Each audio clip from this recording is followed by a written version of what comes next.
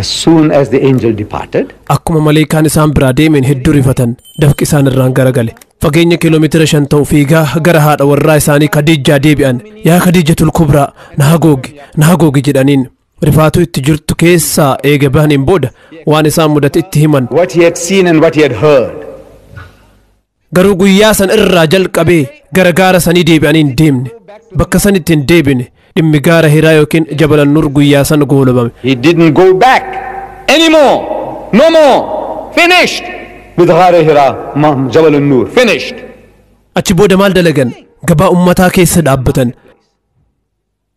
baazaarii ummataa keessa seenan namatti waa himuu jalqaban assalaamu alaykum namaan jedhan wa alaykum assalaam jedhanii deebisaniif obboleessa eessaa dhufte jedhanii gaafatan Yaman jedhee deebisaan laali obboleessa kiyya rabbi waa'ee natti buusee jira an ergamaa isaati jedhaniin nama biraatiinis assalaamu alaykum jedhan namni kunis wa alaykum assalaam jedha yaa akii eessaa dhufte jedhanii gaafatan Yasrib irraa dhufe jedhee deebisa laali rabbiin tokkichummaa isaa akka ibsu waa'ee natti godhee jira an ergamaa isaati jedhaniin nama haarawaa argan hundatti haasawaa turan namoonni maraattuu jedhanii isaan yaamuudhaaf yaalanii turan garuu rabbi deebisaa kenne ما أنت بنعمة ربك بمجنون. أتني إما قفتا كيتين مراتا هنتاني نموني مراتو دجران إسان قرو دلقا إساني دلقا جران دلقا ربي إساني دلقا جران وانت أني في أتي دلقوك أمنوس كانتوري ربي سبحانه وتعالى لقد كان لكم في رسول الله أسوة حسنة لقمت إرقما ربي إرته لنا قاري تجرجد فكين يسال لفنوكايا كان أني في إسن اللي قباتنا أبتشو تنرى بربادم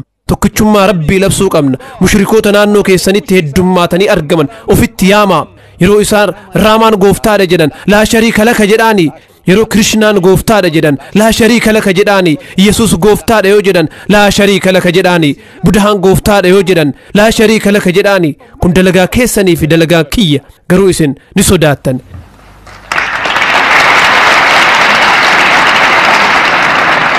You are terrified. isin sodaatanii jirtan anis akkasuma kun waan akkaan nama sodaachisu hardhaan tana namni maa dubbatteef dhagaan sidhawu hin jiru yoo dubbii sana dubbattan namni isin miidhu hin jiru humnaan jechuu kiyya eegasuu maaltu nu sodaachisaree qoosaa namni nutti qoosu sodaanna namni maal naan jedha jenna diidaat maraatee jira jedhan sheekni kun maraattuudha jedhan Dr. Billah maraattuudha jedhanii haasawan jennee sodaanna Sheikh is mad. Dr. Billah is mad. Yes. eeyyan nuti waan tana sodaanne namoonni maraattu jedhanii nu waaman jennee sodaachuutti jirra namoonni rakkoo qaban tarii warroonni hashiisha fudhatan nu laalaa waanuun jedhan jennee sodaanna laalaa namicha kana gabayaa keessa dhaabbatee magaalaa keessa dhaabbatee Allahu akbar laa shariika laka jedhaa iyya kun maraattuudha jedhanii nurratti haasa'uu jennee sodaanna nuti akkana jedhamu sodaanne Terrified of that. I said, you know, rakkoo tana keessaa karaan ittiin bahan kan biraani jira akkaataa rakkoo tana keessaa ittiin baanu argannee jirra waan tokko akkaan barbaaduun waan harawa akka uumtu si taasisa yoo waan tokko dalaguu akkaan barbaaddetti karaa waan san ittiin dalaguu dandeettu ni argatta akkuma isin beeytan an karaa jidduu dhaabbadhee waan kana dalaguu ni danda'a magaalaa qixxee dhaabbadhee himuu ni danda'a magaalaa Mombaasaa bakka Mombo Xayyaarii jedhamutti waan kana dalagee jira namoonni Mombaasaa beekan bakka kana yaadachuu danda'u bakka konkolaataan nama fe'uuf dhaabbatutu jira anis bakka sanitti maayikii kiyya qabadhe dalagaa tana dalagee jira bakka sanitti wanti akka dalagu na taasise namoonni achi jiraatan hundi dalagaa akkasiisan dalaguu isaaniiti anis hamiliin kiyya ni kaka'e garuu darbanitti waan kana dalaguu hin danda'u London keessatti waan kana dalaguu hin danda'u ummanni Mombaasaa akkuma kiyya maraattuu waan ta'aniif anis akkuma isaanii dalagaa san dalage me, so it didn't matter. waan akkaan barbaaddu argachuuf jecha yoo carraaqu karaa waan san ittiin dalagdu ni argatta karaan lammataa yaada haarawaa wayii uumne nuti hardhaan tana jinniiwwan bara kanaa to'achuu dandeenye jirra warri durii mala garagaraa fayyadamee jinnii ofitti yaamuudhaan to'annaa ofii jala oolfachuu danda'ee jira waan ofii isaaniitii barbaadanis dalagsiisuu danda'anii jiru haaluma wal fakkaatuun jinniiwwan baranaa kanniinis to'achuu ni dandeenya Them to do things like Aladdin is wonderful lamp. You rub the lamp and the jinn comes along and you tell him what to do for you. That kind of people, you know, there's jinns under your control. These modern jinns. buufataalee TV, reediyoo, monitaroonni fi intarneetni jinniiwwan baranaa kan to'annaa keessan keessa jiranidha. Wantoota kanneen itti fayyadamaa. Waan kana ofii keessanii hojjechuu ni dandeettan waan takka isinitti mul'isa. wanti kun akkaan salphaadha magaalaa darban tan afrikaa kibbaa keessatti argamtutti afrikaan kibbaa biyya apartheidiiti biyya gosummaa keessatti haalaan daraare biyya cunqursaan humnaa olii jiru ummata kiyya san akkaan dararaa turan haa ta'u malee biyya sanitti karaa irra dhaabbadhee dalagaa kiyya kan akka hojjedhu naaf eeyyamamee jira laalaa waan an dalagaa jiru monitara foddaa gubbaa kaa'e guyyatti sa'a 24 dalagaa daawwaa akka dalagu gochuu danda'eera.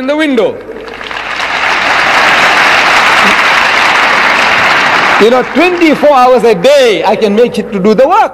Monitara san keessaa diidaatu guyyatti sa'a 20 fa'aa haasawa. Anatu maashinicha dalagaa kana akka dalagu isa taasisi. To'annaa keenya jalatti argama. Kanaafuu dhiiroo itti fayyadamaa. Nuti itti fayyadamutti jirra. Suuraa kana laalaa. Namni nuun morme hin jiru. Namni diidaat maraattuudha jedhe hin jiru. Sababni isaa an bakka san hin jiru. Garuu karaa biraatiin dalagaa dalagamuu qabu. Hojjechuutti jira. Suuraan amma argitan kun kan alaati. Keessi waan guutameef namni ala dhaabbatee ilaaluutti jira. Suuraan kunis suuraa biraati. Muslimaa fi namoonni muslima hin ta'in ala dhaabbatan dhaamsa dhageeffataa jiran. Isaan bashannansiisaa dhaamsa isaaniin gahutti jirra. Keessatti ammoo namoonni bashannanii taa'aa jiru. Dhaamsa isaaniif darbus dhageeffataa jiru. Keessaallee alaallee monitara qabna. Yoo ajjeesuu barbaadde karaan adurreettiin ajjeesu hedduutu jira. Biyya sanyummaan akkasitti babal'ate san keessatti masjida namoota ittiin hawachuudhaaf itti fayyadamna. Akkuma rabbiin ibiddaan Muusaa waame sanitti nutis masjidaan nama ofitti harkisnee jirra. Masjida keessa wanti nama bashannansiisu ni jiran jedhanii yaadan.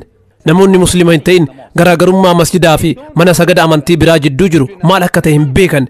Yeroo nutis masjida guddicha hemisfeera kibbaatti argamu kottaa daawwadhaa jennee affeerru mana sagadaa biraa itti fakkaatee dhufan. Jechi masjida jedhu jecha biraa kan mana sagadaa hinduu yookiin amantii biraa ittiin ibsamu itti fakkaata. Kanaafuu gooftaan arbaa bofaa fi qamalee hiriiree isaan eegu itti fakkaataa dhufan. Dubartiin biyya Ingiliiz takka daawwannaaf yeroo gara masjidaa dhuftu waan hunda ibsineef. Kana booda beeytanii yeroo as dhufu muuziyeemii gooftooleen hedduu hiriiranii keessatti agarsiifaman daawwadha jedhee dhufe nuun jetti. Kana jechuun wixata qamaleen akka gooftaa, kibxata arbi akka gooftaatti, harbaa ammoo bofni akka gooftaatti. Gooftonni hundi akkanatti hiriiranii na eegan jedhee dhufe. Garuu eega as gaheen booda dhugaa argadhe jette. Dubartiin Afrikaa sanyii warra biyya bulchuu irraa taate takkas intalasii qabattee dhufte. Masjida keessa isaa yeroo daawwattu ni aarti. Dubartiin tun saawwan meeti jettee gaafatti.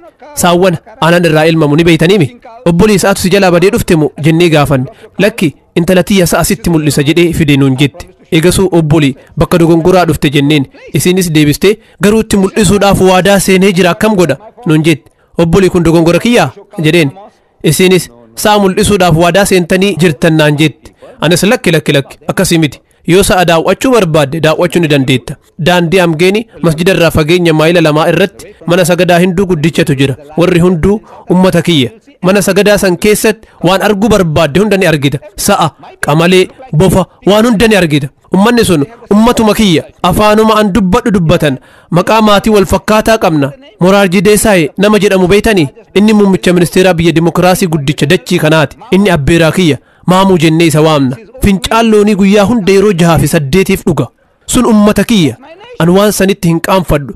Rabbi waan san keessaa na baase. San keessaa bahuu kiyyaaf ammoo nin gammada. Araboonni muraasni gara naannoo ummanni kiyya jiraatu dhufan. Ummata kiyya waliin daldala hojjechuudhaaf dhufan. Alhamdulillah adeemsa keessa abaabilee fi akaakileen kiyya ummanni kun ummata gaarii akka ta'an hubatan. Nutis akkuma keessan san ta'uu barbaanna jedhaniin ummanni arabaatis deebisanii kun salphaadha. Harka keessan as kennaa jedhaniin. Kana booda akaakilee fi abaabileen kiyya muslima ta'an. Osoo silaa arabban sunniin dhufuu baataniif anas arra fincaan sa'aattu narraan dhangalaa ture. Sababa kanaaf abbaan kiyya yeroo hunda yeroo ummata arabaatiin wal argu harka isaanii dhungata. Anis dhungataa ture. Kana booda abbaan kiyya osoo arabban kunniin dhufuu baatanii bakka firoonni keenya jiran san jiraannaayyuu naan jedhaa ture. Kanaafuu dubartiin Afrikaa sun masjida keessa sa'a barbaadaa turte. Masjida keessatti siidaa arguu feete. Kun carraa gaariidha. Kun carraa rabbi namoota saniif akka waa ibsinu nuuf qopheesseedha. Bakki gaariin dhaamsa rabbii namaaf itti dabarsan masjida. Wanti masjida caalu hin jiru. Kanaafuu nuti masjida bakka hawataa taasifne. Laalaa suuraa kana namni gurraacha Afrikaa namni Afrikaa kibbaa keessatti tuffiidhaan ilaalamu. Namni Afrikaa kun ijoollee Awurooppaatti haasa'utti jira. Ijoolleen tun warra adiidha. Yahudaa fi Nasaaraadha. Ijoollee tanatti waa'ee tokkichummaa rabbi haasa'utti jira. Wanti garas dhufaniif barumsa amantii barachuudhaaf miti. Of bashannansiisuudhaaf garas dhufan. Nutis wantoota islaamummaa mul'isan keessaa isa tokko hojjechuutti jirra. Yoo dalagaa tokko hojjechuu barbaaddan wallaahi carraa hedduutu jira. Kanaafuu obboleeyyan kiyya gargaarsa keessan barbaanna waan kana hojjechuu qabdan haasa'uu jalqabuu qabdan beekumsa rabbiin isiniif kenne namaaf qoodaa dalagaa san irratti ogeessa ta'uun barbaachisaadhaa miti yoo dhugaa takka qabaattan nabiin keenya jaalatamaan sallallahu alaihi wasallam balliguu anni walaw aayaa takkallee yoo taate waan narraa argattan namaan gahaa jedhan dhaamsa kana namaaf dabarsaa dhugaa tokko yoo uf harkaa qabaattan haasawaa rabbillee isiniif dabala kun iccitii barumsaati waan qabdu ofirraa kenni rabbi tabiraa ittisiif dabala haasawa kiyya kanaan goolaba hoogganaa sagantaa kanaa akkasumas obboleeyyan kee jaalatamoo dipaartimentiin odeeffannoo carraa kananaaf qopheessuu isaatiif hedduu isa galatoonfadha ana amma dura gara dachii kanaa dhufee ture sababaan dhufeefis namoota akkaan gara ameerikaa deemee namicha guddaa isaanii jaaluut jimii swaagaartitti deebisaa quubsaa kennu na godhan galatoonfachuuf dhufe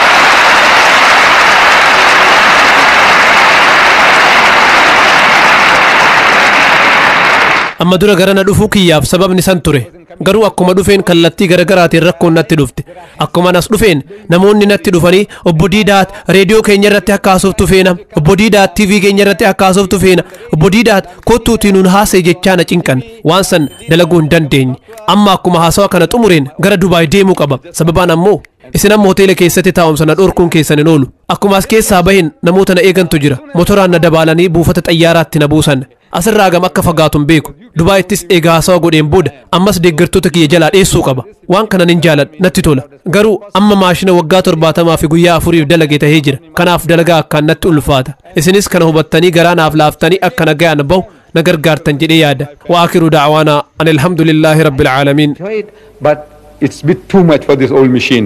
You know, it's 70 and 4 days, 70 years and 4 days old now.